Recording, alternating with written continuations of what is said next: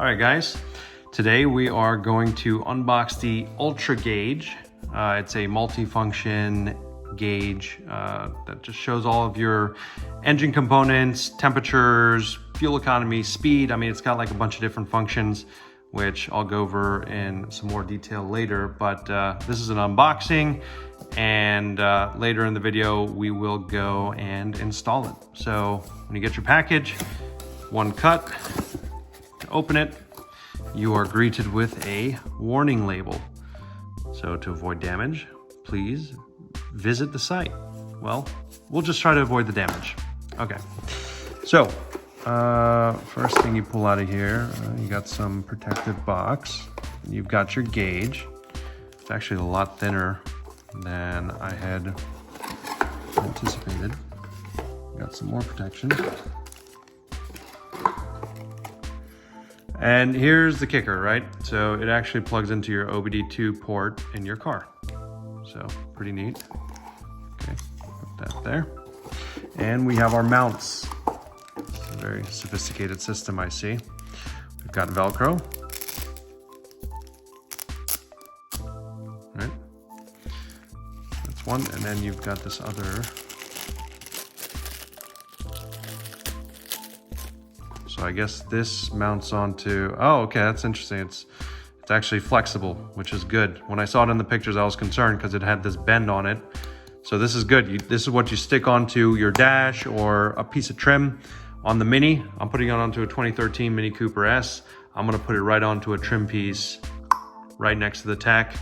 And then this has a, here, we'll take this out real quick.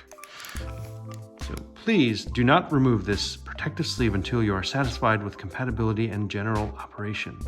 Ooh, I can't return it once this is removed, but it's already half gone. What? Look at this.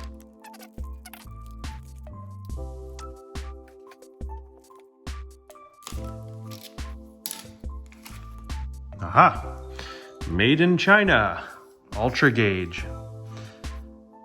This is pretty thin, I have to admit. It's really nice though, for what it is. It's got a little bracket to hook this onto. It's got a swivel on there so you can turn it whatever angle. So just like any dash cam or navigation units, you just put it in and just slide it up, I guess. No, did I put it the wrong way? It was the wrong way. Okay, they error-proof it at least. Boom. Now, all I gotta do is find a place that I wanna mount it in the car and hook it up, and then we got some wire that we need to hide. So next up, we'll go ahead and do that. So we're in the Mini now. I'm gonna show you how basically I plan to install this thing.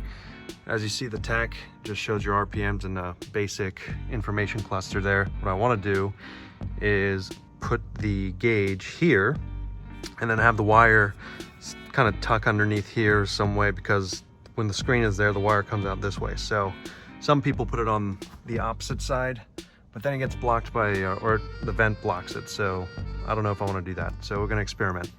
But the OBD2 port is actually right here.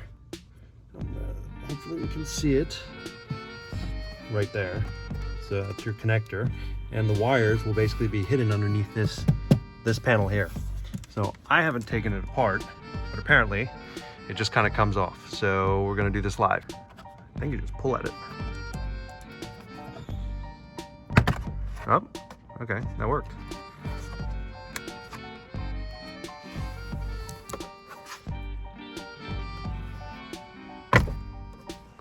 How about that? That was easy and not very daunting. All right, so I'm gonna try and mount this phone somewhere, because now we got to install, or at least start routing the wire. And so comes with a little tie. Save that, because you're gonna have to mess with these cables later. So how are we gonna make this thing? Need to figure that out. Actually, is it better to put it here and you have your cable running that way, or what most people do from what I've seen, and put it here. but then it blocks stuff, and it's not as nice. And I gotta have a cable running under the tack, and the AC is blocked. Leave a comment below, depending on whichever route I go. Roast me if I took the wrong approach, because once I stick that thing on, it's gonna be hard to get off. So I gotta commit. Some people put it here, but I've got the actual leather on my dash. I'm not messing with that, no way. I'll be back in like, well, for you, it's gonna be a second. For me, it may be days, who knows? So for those who were observant in the prior scene, you would have noticed that my Valentine was hopelessly dangling, and it was a very painful sight once I realized what was going on. So maybe I need to do a video on how to wire tug this thing, because it's probably not very happy with me right now after hanging for who knows how long. Look at this. So I've mocked it up here. It looks like this is going to be the best route. So it's not, I haven't put it on yet, but essentially I'm going to run the wire back through this trim panel. It's going to run flush under here. This thing is already popped. We are going to run the cable down here, and it just slides under very easily. And what we're going to do is we're going to take this and essentially just fish it through there. I just need to pull it out on the bottom. So I'm going to try to do this one hand so you can, aha, it goes in through the left side. So it just fit right there. So now you see, nice. All right, so we got our plug. It plugs into the port right here, and basically we're going to tuck these wires into here, into this area. But we're going to zip tie, or not zip tie, but we're going to tie these back together so it's nice and organized. So I'm going to do that because I need two hands. I found something out. Turns out there's enough space here to actually tuck the wire in, so I don't have to remove it. And we're going to be very inventive here. I just need something thin to get it in there. None other than Lil Wayne's Predator from 2007. So we just need to kind of use a little bit of finesse, and there you go. The cable is in there, boys and girls. We did it. So now this thing looks 10 times better. Look, I'm a mechanic. That is awesome. I'm gonna clean it up a little bit because there's a little bit more that I can go. Got this thing tucked in there nice and clean. So this will be the mounting angle. And look at that. Looks great. And what I found out, that'll hang out there for a second. What I found out is you have to, when you put your tie back on, you have to slide the cable to the side here because this foam is not going to let it sit anywhere else. So you kind of just slide the cable to the side underneath the steering column, make sure it's not blocking anything else. Make sure you got enough slack down here to plug in, which I should probably just do that right now. You see that? And it just plugs in, just like that. And then, as far as I can tell, you just push this stuff back up. Now there's a little resistance here. Just gotta move it over. Boom, boom. Those are good sounds. And then,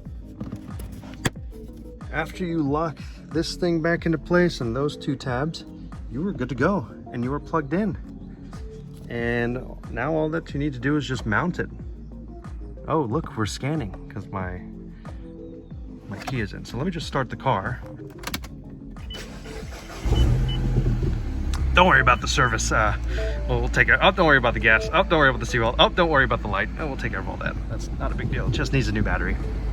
So now, saying we got 63 out of 104 gauges. Are we gallons or liters? Okay, so something to note, back here on the functionality, you've got a menu button on the right side, and you've got an up and down arrows, if you see that, on the left side. So you're just gonna navigate with all that. So I'm guessing you just press the menu button to select gallons, which is on this side. So gallons. Okay. Engine size. Duh. Everybody knows it's an N18, right? So it's a 1.6 naturally. Duh. It's not like I just went to Google to double check. For 1.6. Never use the menu. Yeah, okay. Probably just need to set it once, and I won't have to use it again. Or do I need to click past that? Yeah. Okay. Oh, this is so cool. All right, so I think you just press the menu button if you want to get to. So you hold the menu button if you want to get to your gauges. Ah, okay. So you keep going until you get to select gauges. So select page 1 gauges. So you can have a bunch of different gauges here. So we can go to engine load. We're gonna go to, so I wanna know the coolant temp. So that'll be number 1. So you double click. So you click once, you see it blinks, and then, so we'll do that again. You see it blinks. I can select which area I want it to go to. I just wanna go to area number 1. Hit menu again so it selects it. We're gonna keep going. So intake pressure, don't need any of that. Not that I know of. Then we go to next page.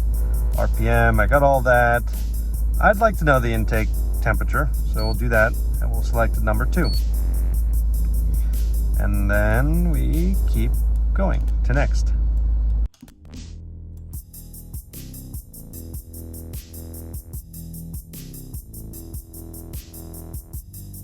All right, so I mean, there's so many options. There's 64. So we can, I guess we can go back. And there we go. Finally I know how, what's going on here? We have a live engine code. Oh, I think the engine code, so here's the other thing. It tells you what engine code you have. So I have a little indicator here. So I have something for one of my rear license plate bulbs, and I also have, I need a new battery. That's why it's saying service soon. So I need to figure out how to do that. Oh, page 2. If you just press down. All right, so we're back to page 1. So engine temp, intake temp, horsepower. Okie doke. Well, that is it. I'm gonna go ahead and peel this off, and I'll be back here in a second. All right, guys. Well, if you stuck around for that awful video, here's the end result. I got it mounted. Nice connection there. It's just 3M double side tape. It connected perfectly, and this plastic, it like bent perfectly towards my trim. So it's got a nice connection point. As you see, the wire goes right back there, and as we already went over, there's no spillage. It just goes straight in and comes through there. So little remnants there. Let's push that back in, and don't even know anything's there. It's great. Just so you know, this is backlit, so you can see it at nighttime. We'll see how distracting it is at night. I don't think it should be too bad, but from my angle here, you can't really see, but that's pretty much how I see things. And it's great. It's very visible. It gives me all the information I need. It's got 7 pages worth of information. Great purchase, especially for the price. UltraGauge, totally recommend it. Here's what it looks like when you turn the car off.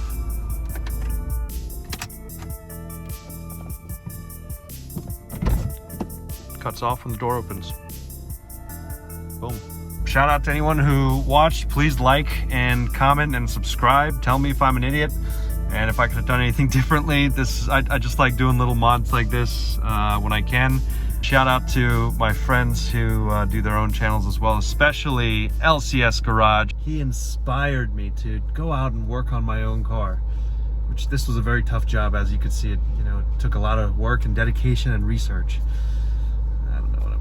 So anyway, hope you enjoyed it. Hope this was helpful. And again, if you want to know more about all the different gauge types, if you just go to UltraGauge's website, which I think if you just Google UltraGauge, I'll put a link down below. I mean, I don't get anything from this, but it's just such a great feature, especially for the R56 Mini Coopers, that I think everyone who has one of these should get one of these gauges. It's really cool. So anyway, appreciate you guys. Thanks for watching. Make sure to check out some other videos if you want to cringe really bad, and we'll catch you in the next one. Later. And this is exciting. UPS man just came, delivered my new Yeti, my microphone. The box looks a little battered up though, but should be better because the other one wasn't working.